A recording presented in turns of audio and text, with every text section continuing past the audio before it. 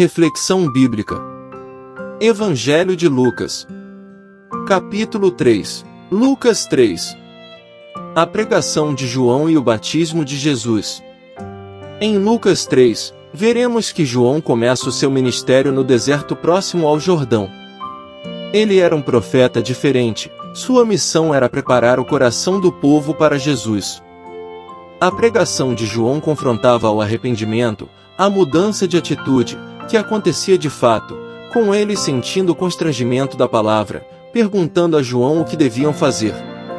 Ele os instruía no caminho de santidade e os exortava a que dessem frutos de arrependimento. O testemunho de João era tão forte e tão poderoso, que as pessoas passaram a pensar que ele era o Cristo, mesmo sem realizar nenhum milagre. Contudo, ele era o milagre. Ele era a voz. João dizia que o Messias seria muito maior do que ele. Enquanto eu os batizo com água, ele os batizará com o Espírito Santo e com fogo. Certo dia então, enquanto batizava no Jordão, Jesus chegou. No entanto, quando ele foi batizado por João, enquanto ainda orava, o Espírito Santo desceu sobre ele e a voz de Deus Pai foi ouvida por todos dizendo: Tu és o meu Filho amado, em ti me agrado. Contexto histórico.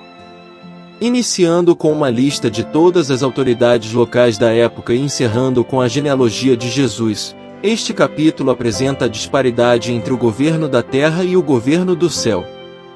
Todos os nomes citados no início, por mais que seus cargos lhe conferissem privilégios, não se comparavam com o nome acima de todos que encerra o capítulo. Ao ouvir a João a palavra de Deus, pregando o batismo de arrependimento para a remissão de pecados, apresentou-se perante o mundo que já estava previsto desde a sua criação, ou seja, a autoridade maior da Igreja de Deus, o sumo sacerdote. Deus conferiu a um andarilho do deserto um poder que a autoridade humana nenhuma poderia superar. Movido pelo Espírito Santo, chamava o pecado pelo nome. Mas não com o fim de puni-los, e sim de corrigi-los e endireitar as suas veredas. Diante das multidões, sua voz clamava em favor daquele que viria após ele, preparando seus corações para recebê-lo. A finalidade de João colocar o dedo na ferida daqueles que o ouviam não era para magoá-la ainda mais, mas para que os feridos sentissem a dor de quem necessita de cura. Aquelas respostas dadas por João ao povo não representavam salvação por obras, mas os frutos da salvação, ou seja, a consequência de quem já foi salvo. Que o Espírito Santo continue nos guiando a toda a verdade, fazendo de nós suas testemunhas nos últimos dias, que anunciemos o Evangelho ao povo. Acompanhe a seguir o estudo completo de Lucas 3. Versículo 1 ao 19. Ora, no 15º ano do reinado de Tibério César, sendo Pôncio Pilatos governador da Judéia, e Herodes sendo o tetrarca da Galiléia, e seu irmão Filipe, tetrarca da Itureia e da região de Traconites, e Lisânias, tetrarca de Abilene. Sendo Anás e Caifás sumos sacerdotes, veio a palavra de Deus até João, filho de Zacarias, no deserto. E ele percorreu toda a região ao redor do Jordão, pregando o batismo do arrependimento para a remissão dos pecados. Conforme está escrito no livro das palavras do profeta Isaías, dizendo: A voz de um clamando no deserto, preparai o caminho do Senhor, faça seus caminhos retos. Todo vale se encherá, e todo monte e colina serão reduzidos, o que é torto será feito reto, e os caminhos acidentados serão aplanados. E toda a carne verá a salvação de Deus. Então, ele dizia às multidões que vinham para ser batizadas por ele: Ó geração de víboras, quem vos advertiu para fugir da ira vindoura? Produzi, pois, frutos dignos de arrependimento, e não comeceis a dizer dentro de vós mesmos: Nós temos Abraão por nosso pai, porque eu vos digo, que destas pedras, Deus pode levantar filhos a Abraão. E também agora está posto o machado à raiz das árvores, toda árvore, portanto, que não produz bom fruto é cortada, e lançada no fogo. E o povo perguntava-lhe, dizendo: Então, o que nós faremos? Ele respondendo, disse-lhes: Aquele que tiver 2 túnicas, Reparta com o que não tem, e aquele que tem alimentos, faça o mesmo. Então, vieram também os publicanos para serem batizados e disseram-lhe: Mestre, o que nós faremos? E ele disse-lhes: Não cobreis além daquilo que vos foi designado. E também os soldados perguntaram-lhe, dizendo: E nós, o que faremos? E ele lhes disse: Não pratiqueis violência a nenhum homem, nem acuseis ninguém falsamente, e contentai-vos com o vosso salário. E, enquanto o povo estava em expectativa, e todos os homens meditavam em seus corações sobre João, se ele era o Cristo ou não, João respondeu, dizendo a todos: Em verdade, eu vos batizo com água, mas vem o que é mais poderoso do que eu, do qual não sou digno de desatar as correias de seus calçados. Ele vos batizará com o Espírito Santo e com fogo, cuja pá está em sua mão, e ele limpará cuidadosamente a sua eira, e recolherá o trigo ao seu celeiro, mas ele queimará a palha no fogo inextinguível. E muitas outras coisas em sua exortação ele pregava ao povo. Mas Herodes, o tetrarca, sendo repreendido por ele, por causa de Herodias, esposa de seu irmão Filipe, e por todas as maldades que Herodes havia feito. Versículo 1. César. O 15º ano do reinado de Tibério César pode ter sido no mínimo 26 depois de Cristo e no máximo 29 depois de Cristo, porque Tibério já tinha recebido parte de sua autoridade de seu padrasto, Augusto, ver nota em Lucas 2 verso 1, muitos anos antes dele morrer. Pôncio Pilatos era governador da Judéia, Samaria e Idumeia, região ao sul da Judéia e a oeste do Mar Morto, de 26 a 36 depois de Cristo. Ele era responsável pela administração e coleta de impostos regional. Quando Herodes, o Grande, morreu, 4 a.C., seu filho Herodes Antipas se tornou tetrarca, um príncipe secundário, da Galiléia e da Pérea, região a leste do rio Jordão, e seu outro filho, Herodes Filipe, foi tetrarca da Itureia e da região de Traconites, a leste e a nordeste do mar da Galiléia, de 4 a 34 depois de Cristo. Nada se sabe acerca de Lisânias, tetrarca de Abilene, região próxima a Damasco. Versículos 2 e 3. Anás e Caifás.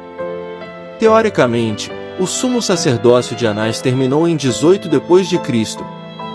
Ele continuou, no entanto, usando o título de sumo sacerdote e exercendo considerável influência enquanto seu genro Caifás era sumo sacerdote a maior parte do tempo até 37 depois de Cristo. João Batista viveu no deserto da Judéia por alguns anos, ver nota em Lucas 1 verso 80, e depois se mudou alguns quilômetros para nordeste, para a região ao redor do rio Jordão, provavelmente não muito ao norte do Mar Morto. João pregava o arrependimento, mudança de mente e coração, neste caso em relação a Jesus e aos pecados de cada um, para a remissão dos pecados, usando o batismo de água como sinal externo da purificação interna. Versículos 4 ao 6. Voz do que clama em meio ao deserto. A citação de Isaías 40 versos 3 ao 5 mostra que João era o precursor do Messias. Preparai o caminho do Senhor. Ver Malaquias 3 verso Malaquias 4 verso 5. A linguagem apocalíptica descreve de maneira figurada toda a terra ficando em pé de igualdade, todo monte e colina será reduzido, e todos os caminhos sendo reto antes da chegada do Messias. Toda a carne indica que tanto judeus como gentios verá a salvação de Deus. Versículo 7. Raça de víboras. Dentre as multidões que se ajuntavam para ouvir João pregar, ver nota nos versos 2 e 3, e serem batizados, no grego, boptizo, lavar, mergulhar, algumas pessoas não eram sinceras. João as chamou de cobras venenosas e as advertiu a mudar de atitude e fugir da ira vindoura, isto é, do juízo, baseado na ira justa de Deus. Jesus é quem salva os cristãos da ira que há de vir, 1 Tessalonicenses 1 verso 10. Versículos 8 e 9. Frutos do arrependimento. Os frutos, impacto comportamental, do arrependimento, ver nota nos versos 10 ao 14, ou a falta deles, provam se a pessoa se arrependeu de verdade ou não. No dia do juízo, está posto o machado. A alegação de ascendência judaica, Abraão por nosso pai, não vai significar nada, a menos que a fé da pessoa seja verdadeira, como a de Abraão. Ver Gênesis 15 verso 6, Gálatas 3 versos 6 e 7. Versículos 10 ao 14. O que faremos? A pergunta que o povo fez a João, então, o que nós faremos, é a mesma que foi feita a Pedro no Pentecostes, Atos 2 verso 37. Para o povo em geral, João respondeu: tenham compaixão, reparta com o que não tem. Para os publicanos, cobradores de impostos, eles tinham permissão de aumentar os impostos para cobrir despesas. Não cobreis nada além do que é devido. Para os soldados, não abusem do poder militar, pelo contrário, contentai-vos com o vosso salário. Versículos 15 ao 17. Acham que João é o Cristo. João sabia que a multidão do povo queria saber se ele era o tão esperado Cristo. João respondeu que não havia comparação entre seu batismo com água e o batismo do Messias, com o Espírito Santo. Ver Atos 1 verso 5, 1 Coríntios 12 verso 13, e com o fogo do juízo. Sobre limpará cuidadosamente a sua eira. Ver Ruth 3 versos 1 a 3. A palha, que representa os incrédulos, é a casca inútil que fica em cima do trigo, isto é, os crentes. Ela é separada na colheita e depois queimada. Fogo inextinguível se refere, em última instância, ao lago de fogo que arde com enxofre, para todo sempre. Apocalipse 20 verso 10. Versículo 18. A exortação do Batista. Além de pregar arrependimento, verso 3, João também pregava ao povo, no grego, eugelizo, pregar o Evangelho, de acordo com as profecias que diziam que o Cristo anunciaria as novas de salvação. Ver nota em Lucas 4 verso 18. Versículo 19. A fala contra Herodes e sua esposa. Sobre Herodes Antipas, o tetrarca, ver nota no verso 1. Antipas se divorciou de sua esposa, filha do rei Aretas IV da Arábia, a fim de se casar com a mulher de seu irmão Filipe. Mateus 14 verso 3. Esse tipo de casamento era proibido pela lei de Moisés. Levíticos 18 verso 16, Levíticos 20 verso 21. Versículos 20 ao 38. Acrescentou a todas elas ainda esta, a de prender João na prisão. Ora, quando todo o povo fora batizado, aconteceu que Jesus também foi batizado, e orando, o céu foi aberto. E o Espírito Santo desceu como uma pomba em forma corpórea sobre ele, e uma voz veio do céu, dizendo: Tu és o meu Filho amado, em ti eu me comprazo. E Jesus, ele mesmo, iniciou em seus quase 30 anos de idade, sendo, como se supunha, o filho de José, que era filho de Eli, que era filho de Matate, que era filho de Levi, que era filho de Melqui, que era filho de Janai, que era filho de José, que era filho de Matatias, que era filho de Amós, que era filho de Naum, que era filho de Esli, que era filho de Nagai, que era filho de Maate, que era filho de Matatias, que era filho de Semei, que era filho de José, que era filho de Judá, que era filho de Joanã, que era filho de Rezá, que era filho de Zorobabel, que era filho de Salatiel, que era filho de Neri, que era filho de Melqui, que era filho de Adim, que era filho de Cozã, que era filho de Almadã, que era filho de Ir, que era filho de Josué, que era filho de Eliezer, que era filho de Jurim, que era filho de Matate, que era filho de Levi, que era filho de Simeão, que era filho de Judá, que era filho de José, que era filho de Jonã, que era filho de Eliaquim, que era filho de Meleá, que era filho de Mená, que era filho de Matatá, que era filho de Natã, que era filho de Davi, que era filho de Jessé, que era filho de Obed, que era filho de Boaz, que era filho de Salmão, que era filho de Naasson, que era filho de Aminadab, que era filho de Arão, que era filho de Esrom, que era filho de Pérez, que era filho de Judá, que era filho de Jacó, que era filho de Isaque, que era filho de Abraão, que era filho de Terá, que era filho de Nacor, que era filho de Serugue, que era filho de Ragaú, que era filho de Faleque, que era filho de Éber, que era filho de Salá, que era filho de Cainã, que era filho de Arfaxade, que era filho de Sem, que era filho de Noé, que era filho de Lameque, que era filho de Matusalém, que era filho de Enoque, que era filho de Jared, que era filho de Maalalel, que era filho de Cainã, que era filho de Enos, que era filho de Sete, que era filho de Adão, que era filho de Deus. Versículo 20. O plano de prender João.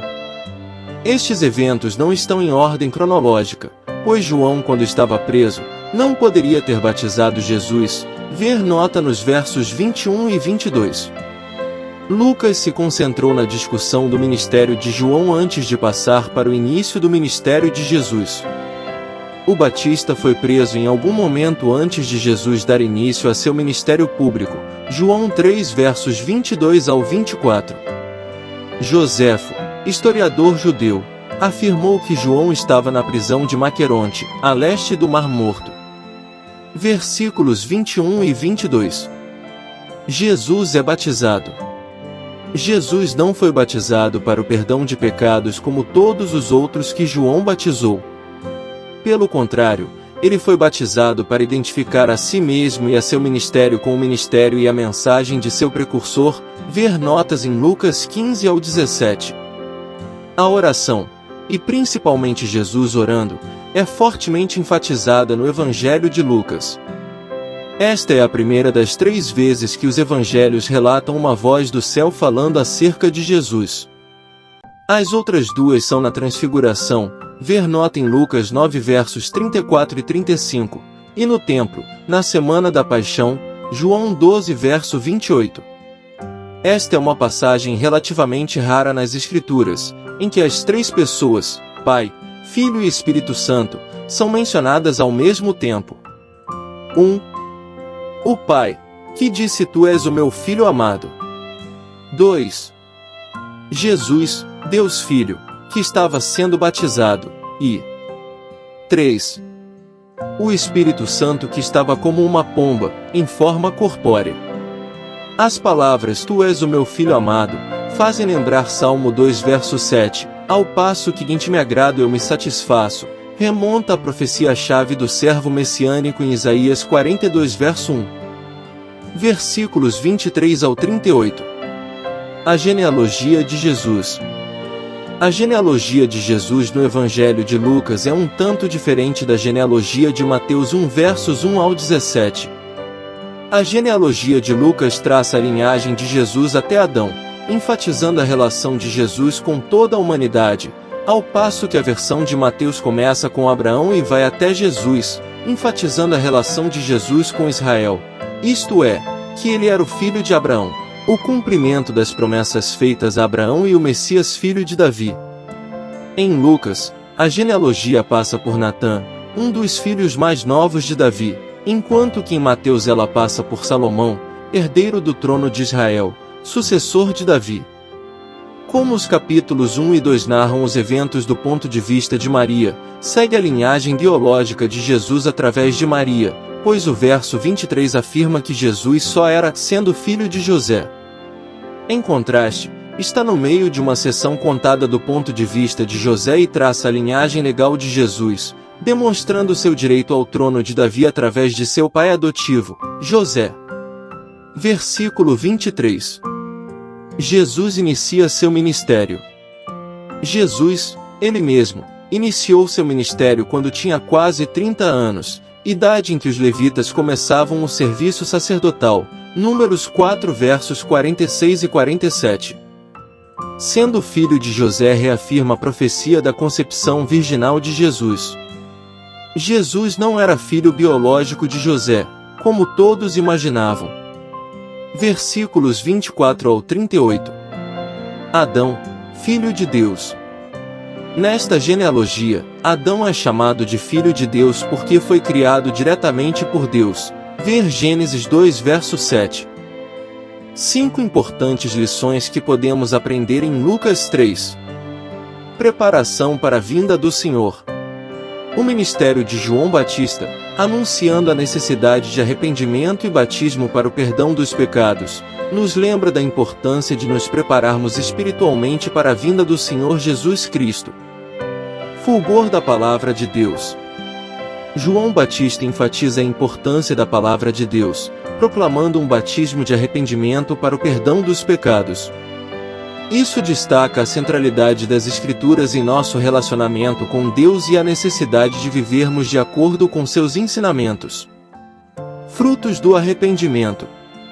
João instrui as pessoas a produzirem frutos dignos de arrependimento, demonstrando uma mudança real de coração e comportamento. Isso nos lembra que a verdadeira fé se manifesta em ações concretas e transformação de vida. A unção e identidade de Jesus. O batismo de Jesus no Rio Jordão é um momento de revelação da identidade divina de Jesus como o Filho amado de Deus. Isso destaca a importância da unção do Espírito Santo para o cumprimento do ministério de Jesus na terra.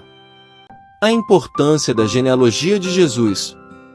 A genealogia de Jesus, traçando sua linhagem desde Adão até José, destaca a fidelidade de Deus em cumprir suas promessas ao longo da história e preparar o caminho para a vinda do Messias.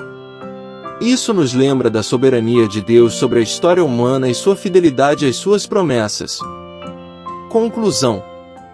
Não se tem informação sobre o nosso Senhor Jesus, desde seus 12 anos de vida até a sua entrada no 30º ano. Frequentemente pensamos que seria uma satisfação e um benefício para nós, se tivéssemos diários de sua adolescência e juventude, do que acontecia com ele, mas nós temos à nossa disposição a infinita sabedoria do Senhor para nos ser transmitida. E se não nos aprimorarmos através desta sabedoria, podemos certamente saber que tampouco nos aprimoraríamos mais se tivéssemos aqueles tipos de registro da vida de Jesus. A grande intenção era nos dar um relato do Evangelho dele, o qual devemos crer e pelo qual temos esperança na salvação. O Evangelho teve início com o ministério e o batismo de João, o Batista, portanto, se apressou em nos fazer um relato destes fatos tão importantes e talvez nós pudéssemos desejar que Lucas tivesse omitido tudo o que já tinha sido relatado pelos outros, e tivesse escrito somente o que era coisa nova, como tinha feito nos seus 2 primeiros capítulos. Mas era a vontade do Espírito de que algumas coisas fossem estabelecidas não somente pela boca de 2 testemunhas, mas pela boca de 3. Então, não devemos julgar que se trate de uma repetição cansativa, e nem o faremos, se renovarmos as nossas reflexões sobre estes assuntos, com os sentimentos alinhados. Glória a Deus! Graça e paz por parte de nosso Deus e Pai, e de nosso Senhor e Salvador, Jesus Cristo, estejam sobre nossas vidas.